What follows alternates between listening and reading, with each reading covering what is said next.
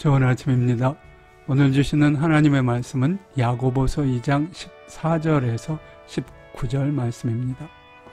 내 형제들아, 만일 사람이 믿음이 있노라 하고 행함이 없으면 무슨 이익이 있으리요? 그 믿음이 능히 자기를 구원하겠느냐? 만일 형제나 자매가 헐벗고 일용할 양식이 없는데 너희 중에 누구든지 그에게 이르되 평안히 가라, 더웁게 하라, 배부르게 하라 하며 그 몸에 쓸 것을 주지 아니하면 무슨 이익이 있으리요? 이와 같이 행함이 없는 믿음은 그 자체가 죽은 것이라. 혹이 가로되 너는 믿음이 있고 나는 행함이 있으니 행함이 없는 네 믿음을 내게 보이라. 나는 행함으로 내 믿음을 네게 보이리라. 네가 하나님은 한 분이신 줄을 믿느냐? 잘하는도다. 귀신들도 믿고 떠느니라. 오늘의 제목은 행함이 있는 믿음입니다. 기독교는 종교입니다. 그러나 기독교는 결코 종교를 위한 종교가 아닙니다. 즉 기독교는 현실의 삶에 아무런 변화도 주지 못하는 형식적인 종교가 아니라는 말입니다. 예수님께서는 그렇게 생명 없고 행동 없는 종교적인 삶에 대해 강력하게 반대하셨습니다. 심지어는 그런 종교적인 행사들이 하나님을 위해 드려진다고 해도 마찬가지였습니다. 예수님은 하나님을 사랑한다는 핑계로 가족을 소홀히 하는 사람에 대해 예물을 제단에 드리려다가 거기서 내 형제에게 원망 들을 만한 일이 있는 것이 생각나거든 예물을 제단 앞에 두고 먼저 가서 형제와 화목하고 그 후에 와서 예물을 드리라고 말씀하셨습니다.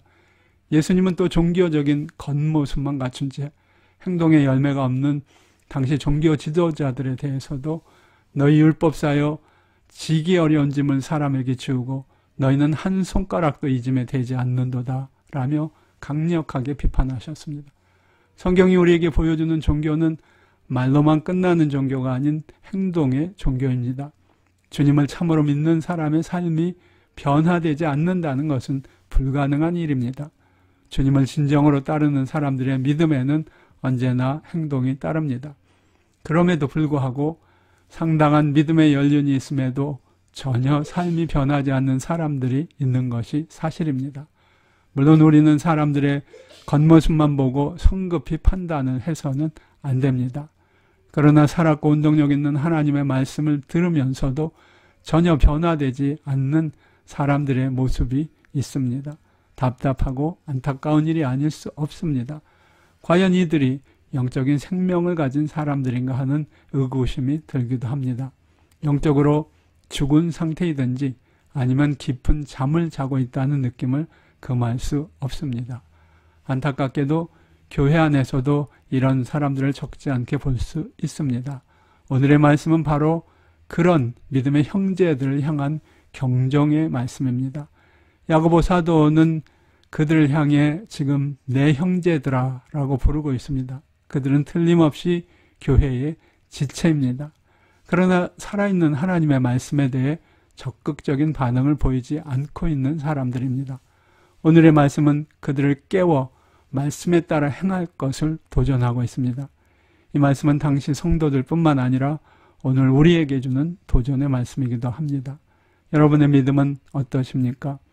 혹 여러분의 잠자는 믿음을 깨워야 할 필요가 있지는 않으십니까? 지금은 우리의 영과 육을 깨워 선한 행동을 시작해야 할 때입니다. 여러분의 삶이 그렇게 하나님을 높이는 행함이 가득한 믿음으로 충만하기를 간절히 축복합니다. 아멘.